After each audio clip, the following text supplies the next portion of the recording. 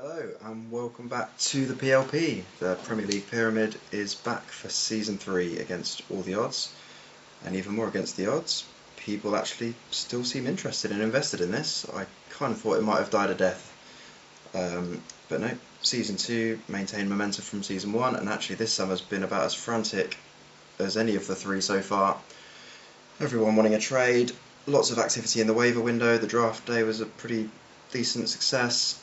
And we've now entered a situation where we've got 4 active divisions starting from today, the start of the new season.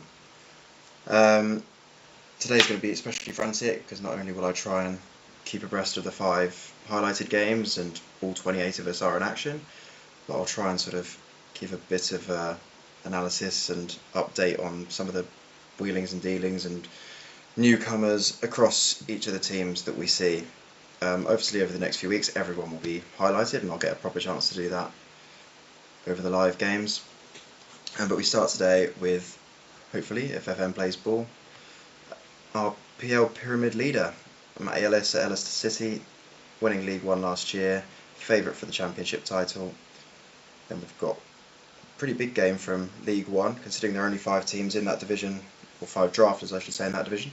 2 of them are playing today. Then we've got 2 games from League 2, and then the National League Prem. We will see the very first game for Jason Major with his, still haven't learned how to pronounce it yet, Majouhinho's Blues. So we've got 10 months to iron that one out.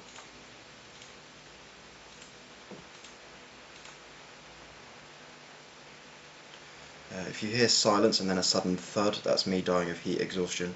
I've had to turn the fan down so it doesn't distort the recording, and it is an absolute furnace in the room that I'm recording currently.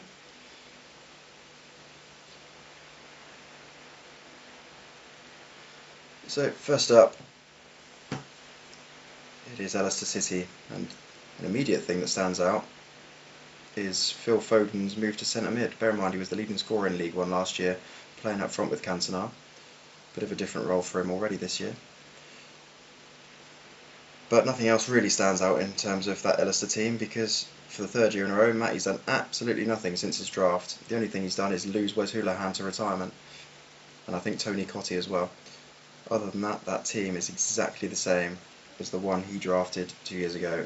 No one out, no one in. Full lockdown for Fergie's boys, and an early goal for him too in the Championship.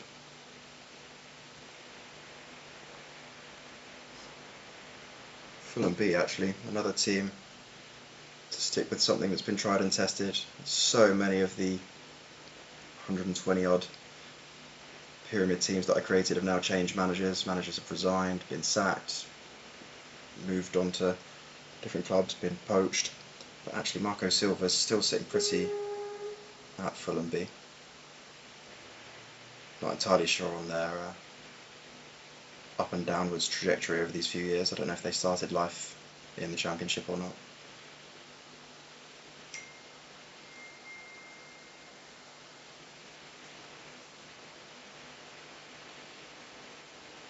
And pretty justifiable selection there for Balotelli.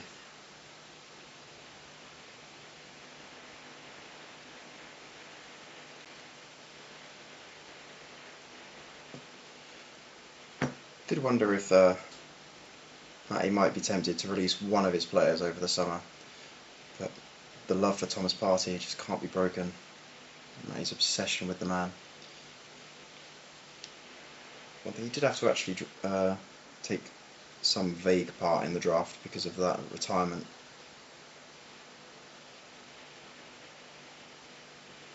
His sole activity was to pick up Dion Dublin. He basically just gave me the instruction of the highest rated former Norwich player available when his time came.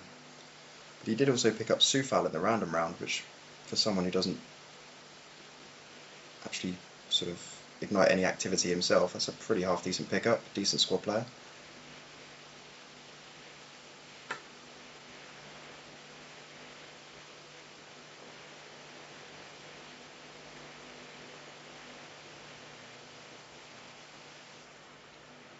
Actually, his other 2 random round acquisitions over the past 2 years. One is Mark Vivian Foe, always a pleasure, to see his revival. And the other one was indeed Mario Balotelli in the very first draft. Handed him on a plate.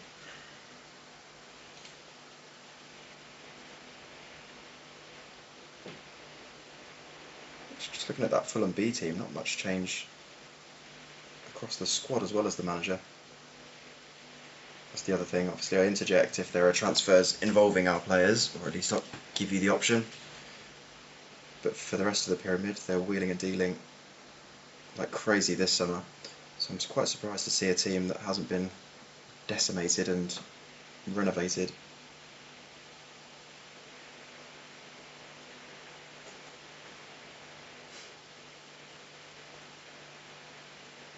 Tim Ream and Harrison Reed, another two more. And Legwinski for good measure. None of them able to stop Matty getting off to a decent start, even though actually the stats weren't as comprehensive as the scoreline. But 3 points to kickstart our life in the Championship in the very first game that's taken place at that level.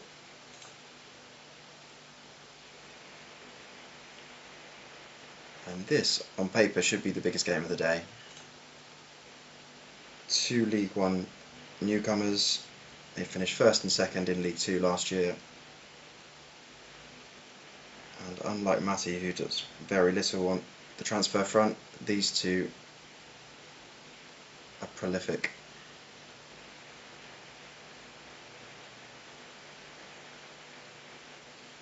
It was Lawrence who did secure that League Two title a few months ago. Dauncey finishing, I think it was about 6 or so points behind in the end. But a couple of interesting lineups. One standout name for the home team is Jan Vertonghen, who was part of a trade with Lawrence earlier in the season, earlier in the summer. It was Ledley King that headed in the other direction, but unsurprisingly to everybody, he's injured. Seems a bit harsh considering he was a bit of an ever-present for Dauncey last year.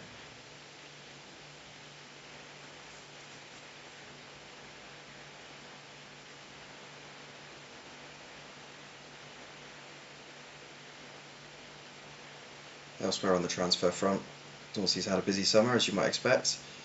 Actually not as busy as Lawrence. So the former has introduced Tomiyasu, Jordan Henderson and Romeo Lavia as part of the same deal, which saw Trent Alexander-Arnold leave. He also brought in Jan Vertonghen for Ledley King, as I mentioned. Lawrence, meanwhile, his most recent acquisition was a certain Mattpies Tel. Brought in for 40 million from Dan City Wire about 2 days ago. And what an impact.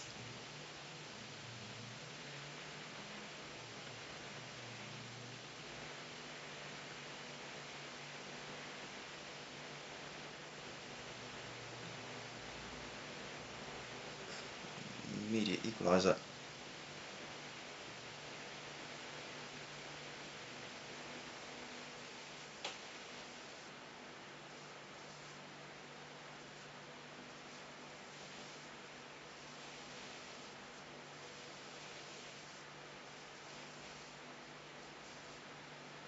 There were four drafters at this level last season, so it meant 3 out of 4 that went up, or Levi was left behind.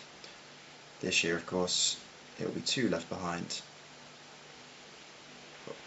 These two, plus Levi, and then also Shesh and Louis plying their trade at the third rung for the first time.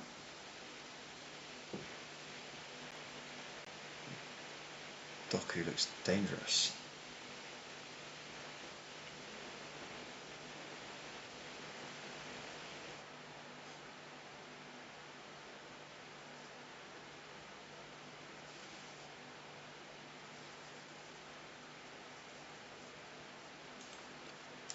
Pretty even first 45.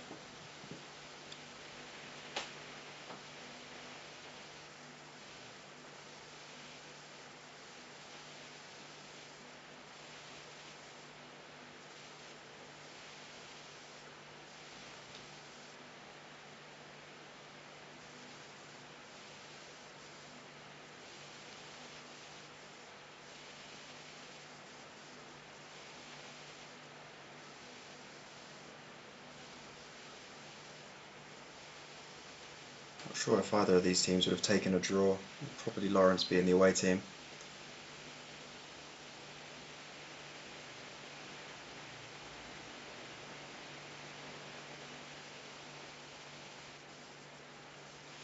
Might not have to though. Dele Alli off the woodwork. And looking to pick up where he left off in terms of exerting some superiority over Tom Dauncey. Just saw Tom Huddleston come off the bench. He's another person brought in the most recent waiver wire.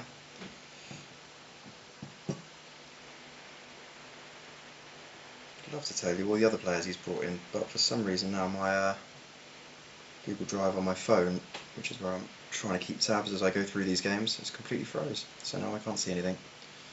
What I can see though is John Obi Mikel getting on the score sheet. In terms of this opening week, I've actually managed to start this season pretty much on time. We're only a couple of days behind the in-game date. Usually, at the start of each season, I'm sort of cramming 4 weeks of matches into the first week. It's a slightly chaotic beginning. Adebayor brought in from Connorwich City over the summer in a move that saw Isak leave the other way. Nobody wants Isak, and rightly so, including Connor, who's only just got him. This plan of bringing him in for trade fodder has backfired slightly, especially seeing then Adebayor on the score sheet immediately.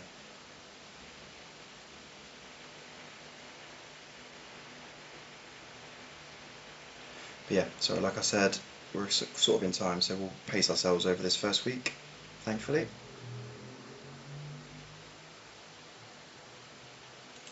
And a massive, massive win for Lawrence on the first day of the season.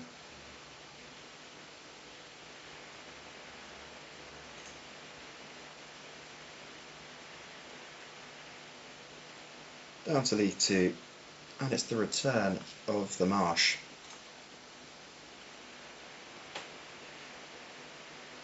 Facing off against his former centre-back partner at Mettingham, a certain Dan Calvert. Both present on draft day. Both cautiously optimistic about this season, I think.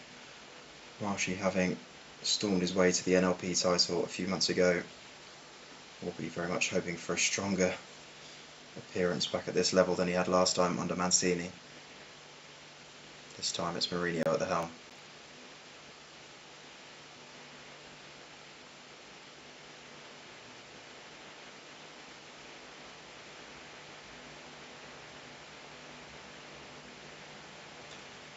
Cracking start for the home team though. Florian Wirtz, a very notable debutant.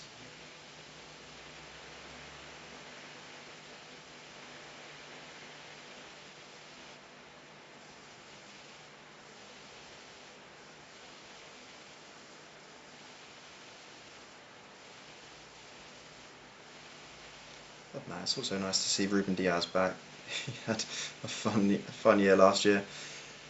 For some reason he fell out with manager Mikel Arteta. Sorry, Unai Emery. Then was sold to Bayern Munich. Obviously Dan said no, so put him back.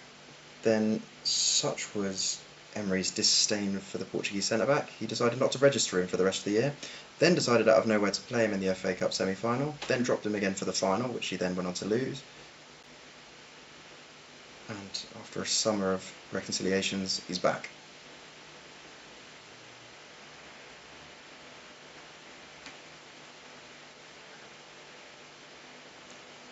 One notable absence for Mr. Marshall, unfortunately, is Ruud van Nistelrooy, who missed most of last season. Luckily it didn't prove too consequential, but missing the first couple of months of this season could be a bit more damaging, especially if it's just Marmouche as the alternative.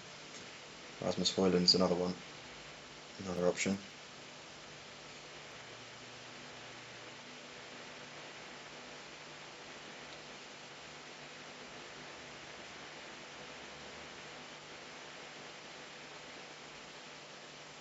Interesting to see Schweinsteiger drop as well. I don't know if age has finally taken its toll on his reputation or ability.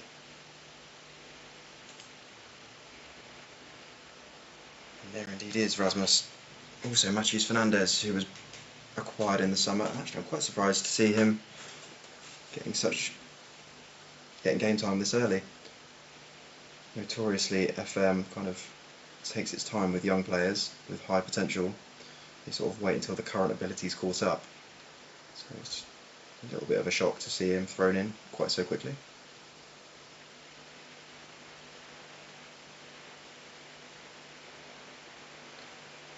Van Persie's not going to miss from there. Is he on? No. Marshy survives.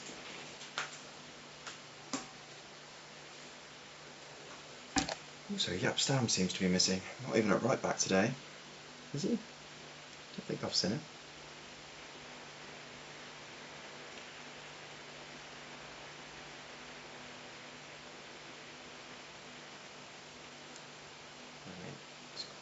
Complete domination from the home team, who actually got off to a really good start last season. They were top around sort of October time, Merson, and then tailed off quite terribly. Ended up finishing around, it was about 11th or 12th in the end. On paper, it's an extremely solid team. Having Ruben Diaz will make a massive difference.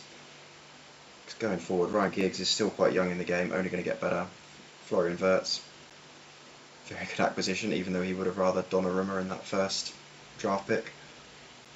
And then still got the likes of Merson or Kudus, with Roy Keane holding the fort as well.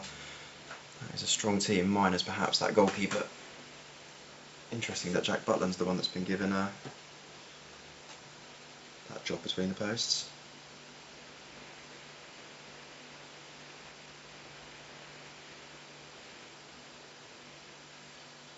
Ahead of Rob Green. Aga.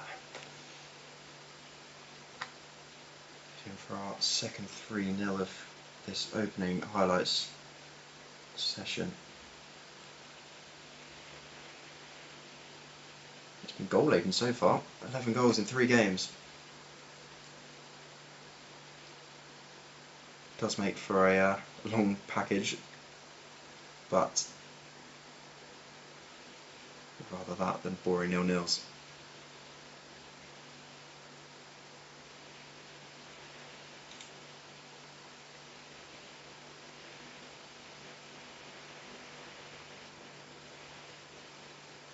Work to do for the team rejoining League Two.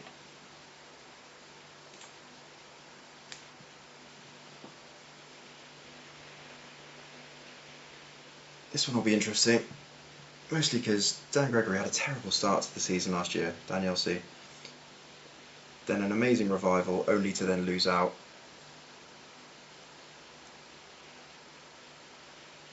In the playoffs. Connor, meanwhile, didn't have a particularly good year last year. Has another new manager now.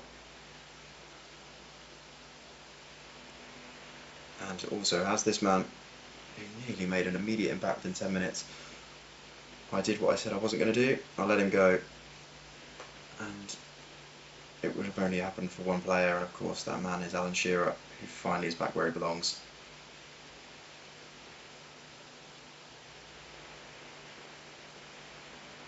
Very interesting player. I just thought I'd made a horrendous error. But I haven't. It's that midfielder for Danielsea, Kendry Payers, who would have been inherited as an under-18 player when he picked Chelsea A as his team. I mean,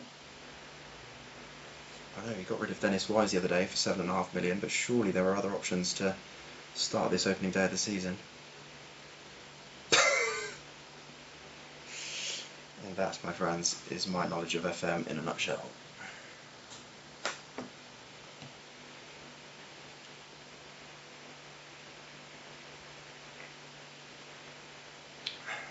For newcomer Jason's benefit, everything I say in these highlight reels, the opposite happens quite quickly afterwards. If I say you're having a bad game, you will score. If I say a player's having a poor game, he will be the scorer. Actually, it's turn out to be a very good few minutes for Dan, because Christensen only just joined on the waiver wire in the past week as well.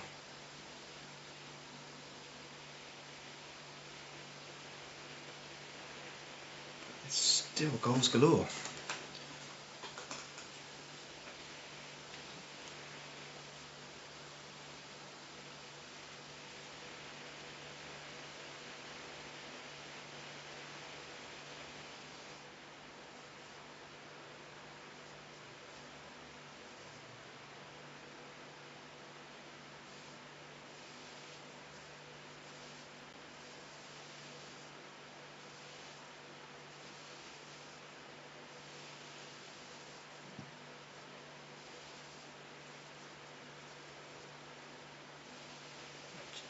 Five goals in one half.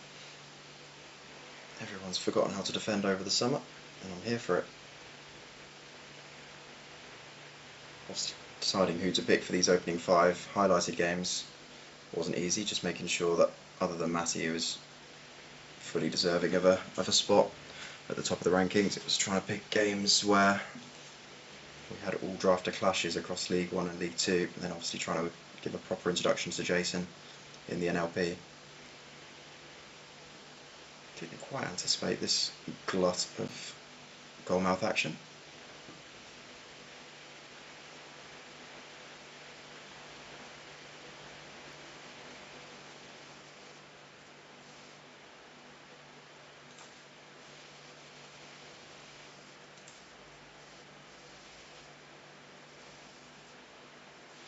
I mentioned Connor's constant changing of formation.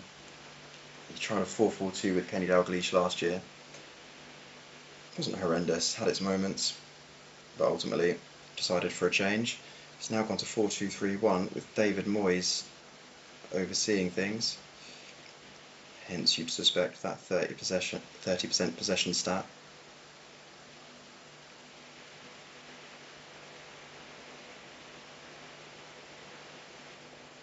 I mentioned Kendry players earlier. I'd be interested to see if any regens or under 18s do start to make an impact. So they won't be moved.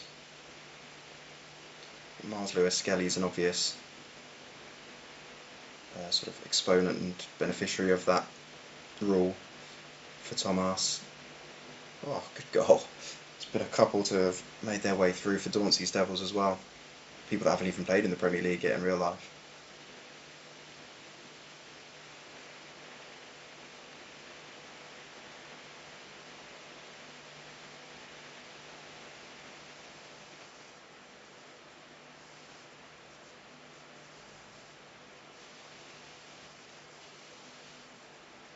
Very good win for Mr. Gregory. Proving to be a nice summer for him. Congratulations also on getting married. Presumably the second greatest thing that's happened recently behind this victory.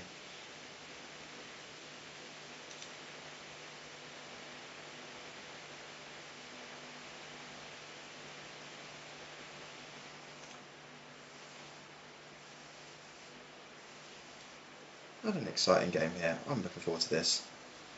Unfortunately, I can't change the little 3-letter abbreviation, but I can assure you that is Majouhinho's Blues. Let's go with that, until I'm told otherwise. Up against Everton D. Harry Redknapp, great to see him involved in the PLP for the first time as well, other than just being at Portsmouth. I think for those of us who are chopping and changing managers and not sort of towards the top of the rankings, the lure of some fun names is getting stronger. I think a couple were close to Neil Warnock. We've had Ron Atkinson now at Buston Villa for a good year. Tony Pulis I think was available over the summer. But let's take a look at what Harry's gone for on the first day of the season. He's got Dean Henderson, back four, Warren Barton, Ashley Williams, Benoit Badiashile, which was a purchase actually from Thomarse, Naciel Del Horno, who inherited, Nicholas Pepe, Fellaini, Fabian Delph, Leon Bailey, quite an attacking wingers, and Doniel Marlin and Emil Heskey. Heskey, who you'd think that's a lovely draft pick. Actually what Jason did was time out on his first ever draft pick and ended up with Heskey because he played a bazillion games and was the next default choice.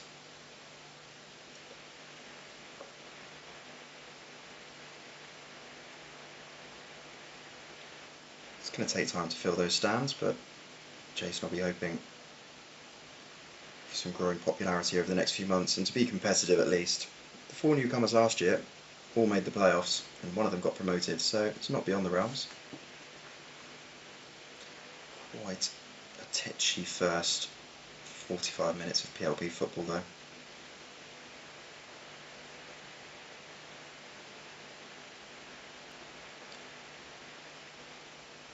Gotta wonder if Jason's going to make a play for Nico Cranchard before the end of this window. Surely Harry's going to be knocking on his door desperate for it.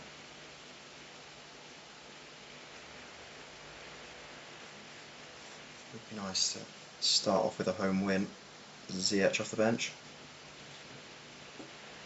Unfortunate injury for Warren Barton, who I actually released at the end of last season.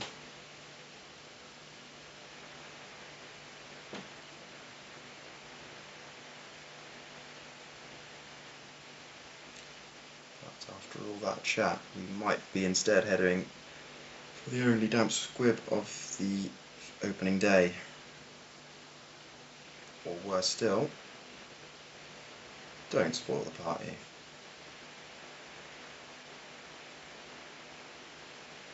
You've spoiled the party. Half-injured Landon Donovan.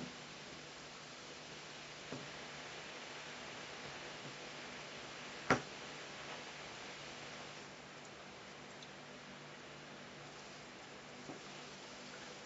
not sure Harry's late decision to go to a back three has massively sent the right signals or paid off there. Straight out of the Tuchel playbook.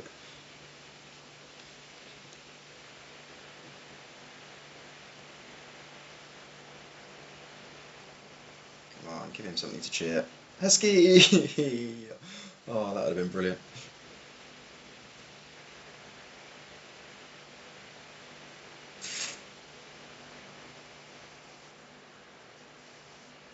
If anything, might be heading for 2.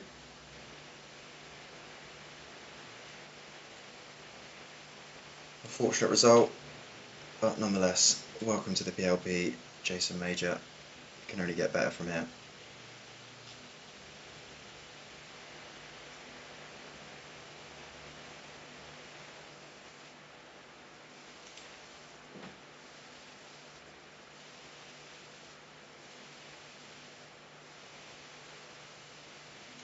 Now to go through an absolute raft of games across 4 divisions, scooting up, and we're going to start with League 2's champion from 2 years ago, Mr. Foyverton, with a nice easy home win. Although that being said, a bit like Matty, what was the scoreline that looked better than the stats? Only 12 shots to Derby's 16 suggests we might get some shocks at this level, and you expect them there to be, sorry. I have absolutely no idea who Mr. Volkov is off the bench. Potentially another regen or young player. Right back, young right back. Just check that out later. Elsewhere, debut goal for Wilfred Bonney. Love to see that. And Thomarse has gone the opposite way, dominating the stats, but only just scraping over the line in terms of the result, coming back from a goal down. His ever-reliable Ansu Fati, one of the more surprising heroes, in inverted commas, from the first 2 years.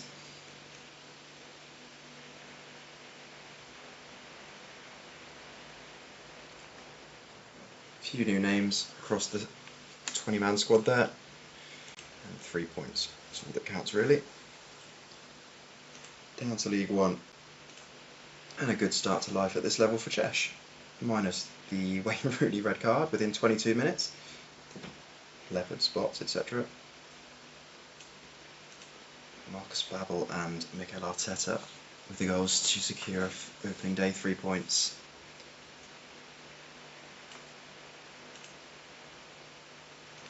Comfortable win for Levi, who actually struggled against Bradford in both games last season. Like I say, the only one to in his second year at League 1 level now. And Kunku with a brace either side of a Coutinho goal. Levi's team minus the very obvious choice in goal. No Allison, it's Donnarumma with Pope on the bench. But other than that, the team is pretty much as it was last year. And our first shock, at this level at least, again, not aided by an early red card. In this case, Michael Essien, further compounded by an injury to Rio in the second half, and it was Scott Sellers that's made Louis' opening attempt at League One level bit of a miss.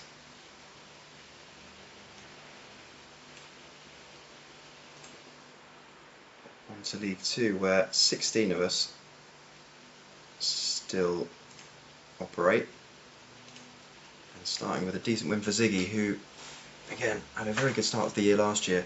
Unfortunately for Harry, he had a pretty bad everything last season. He sacked Arsene Wenger finally, and that again, a 22nd minute red card for Melberg as well, following Rooney's suit. He was in that game until that point, Defoe cancelling out Mane's opener, but it's 2 penalties as well, Christ. Not entirely sure how they could have done more to sabotage themselves than that. It's Sack that gets off to the winning starts. Comfortable win for Jazz. You'd hope so against one of the non-draft teams, but away they're always potential banana skins. A few little under-18s lingering around the squad. Sub-keeper. Nice to see Esteval get on the pitch. He was denied a loan move earlier this week, but it was the very first pick of the very first draft who did the damage. Henri Brace to make it comfortable. Decent win for Dan City White, who was in World Club Cup action along with myself and Matt Warrington. So essentially his players, or all of our players, haven't had too much time to recover. Probably hoping for a bit more of a comfortable victory against Blackpool at home, but Shevchenko at least secures the 3 points.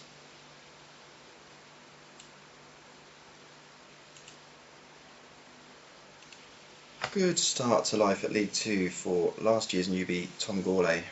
Went up through the playoffs and has made a very good start. Admittedly, had a comfortable, or seemingly comfortable opening day fixture against Coventry B, but still got to win it.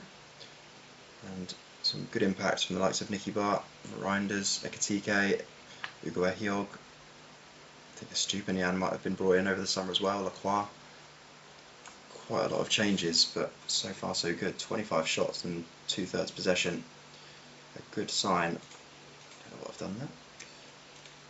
It's a bit of a shock. The Red Wall came close in the playoffs last season, won the Carabao Cup, will be in the Conference League this season, and actually had the bulk of the shots and attempts, XG of 2, but Leeds UniTodd I should say, scoring 4 of their 7 shots to embarrass Peter Schmeichel playing a 4.8. It's rare that you see anything go below 5. Anelka, Rafinha, Speed and Gabriel making Scholes' late goal a bit redundant. Oh, what have we got here? Oh, and it's minute 9 for the number 9. And he's even got the number 9 on the game. This is beautiful. 2 for Ben Arfa and Les Ferdinand. Salez getting in on the action as well. Howard Wilkinson's first game in charge, and it could not have gone better. Oh, that is glorious. Oh, just beautiful. Again, there'll be tougher battles than that, but couldn't have gone better. And Arsened, forever unpredictable Arsened, with an opening day win away from home against the Tractor Bolge, who finished last season really well. Weirdly, they got off to a fantastic start last year as well, and then a bit like Dan Calver, tailed off quite abruptly. Craig, a bit more like Dan Gregory, would have been hoping for a stronger start to this season than last. But Petrchek's 5.9 did not help matters. And despite Chris Sutton coming off the bench for his debut, that's a pretty unfortunate loss on day 1. We continue, another 3-2. Decent effort from Buston Villa, who I think would have been happy with a point here, but away at one of the league favourites. Warringham have been knocking on the door for 2 seasons now, surely in with a shout this year, without the addition of European football distracting, and hopefully a full season for Erling Haaland without being injured, because that would have been the game changer last year. Indeed, it was him, along with Lassana Diarra and Paquetá. seeing him over the line on day one. Elsewhere, we've just got a few of the non-draft teams we won't go into. Man United C, Quinton Fortune back there, and a draw between West Ham C and Brighton B. Finally down to the NLP, and huzzah, is this finally the moment where Manchester staff give Liam something to cheer about? It's Louis van Gaal, the fourth person to give this a go, and it's a back three. It's David Beckham at right wing back, and it's a win away from home. Decent start, and he's even got Makeda coming on. Liam surely happy with that one. Not far off the team that I think he'd have picked, to be honest. Maybe Lomon's in goal instead of Romero, but I say this based only on last year. Beggars can't be choosers. Good win for Luton. Unfortunately got battered in his playoff semi-final over the summer, but will fancy his chances this year, I think. No Tom Lockyer in the 16, that's going to please him immediately. Lenny Yoro signed for £55 million from Dauncey's Devils just the other day, immediately getting an assist. And it's still Julian Alvarez who could be the difference maker, you'd think, this year. Craig Trudgill came so close, lost in the playoff final after a really good opening season, joining only last year. Hoping to go one better this season, and he's off to a great start. Diego Costa looking pretty dangerous up top, but it's Callum Wilson off the bench. He continues to be lethal on FM as he always has been. Rather interested debutant there, Ospina in goal, getting the nod ahead of Dudek, who also arrived in July. Is that it? It is it. Look up the league tables. Bit pointless at this point. But you can see all three of these guys in the Championship in the top six already, and two of them leading the way. Down to League One, it's actually Man City C that are holding top spot after day one. FullofStrangeham trying to exert some early dominance over the guys that have now joined him at this level. Dauncey obviously losing to Lawrence, and a much more damaging defeat, you suggest, for Louis. League 2, some knobhead at the top, joined with Alex Todd and Dan City Cow. Good start for Gourlayverpool at this level. Not such a good start for Mr. Marshy, definitely not Tom Whall. Unfortunately, because of various red cards and shite goalkeeping performances, Connor and Craig not enjoying themselves yet either. And we've got two of our boys in the promotion/playoff positions after day one. Craig and Necruz doing well already. Liam's win, actually a pretty good win in relative terms, because Aston Villa D, you'd think, are going to be one of the tougher non-draft teams to play, especially at home. An unfortunate result for Jason, but baby steps. That is everything for day one. I hope you're glad to be back. I certainly am. And next up will be the Carabao Cup first round tomorrow, or in a couple of days. Then we've got the second round draw of that Carabao Cup later in the week. And then some league action just after the third waiver wire of 6. So we've got more players potentially arriving on Friday, especially if people have seen their injuries in their opening day results. Thanks everyone, and I'll catch you soon.